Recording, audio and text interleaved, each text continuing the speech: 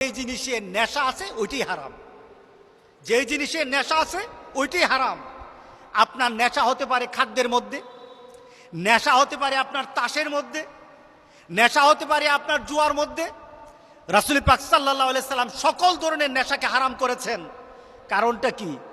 একটা মোমেন যখন নেশাতে ঢুকে যায় তখন সে আল্লাহকে ভুলে যায়, তখন তার ইবাদতকে ভুলে যায়, তখন তার নামাজ ভুলে যায়, তখন তার জিকির ভুলে যায়, তখন তার বাবাকে ভুলে যায়, তখন তার স্ত্রীকে ভুলে যায়, তখন তার নিজের কর্তব্যকে ভুলে যায়, তখন সে অমানুষ হয়ে যায়, একটা পশুর থেকে আরো খারাপ হয়ে যায়। ঠিক না? একটা পশুর থেকে খারাপ হয়ে যায়।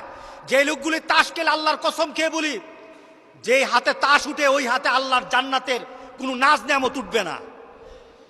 যেই হাতে তাস উঠে আর যেই হাতে জুয়ার টাকা উঠে ওই হাতের মধ্যে আল্লাহ সুবহানাহু ওয়া তাআলা জান্নাতের কোনো নাজ নেয়ামত দিবে না।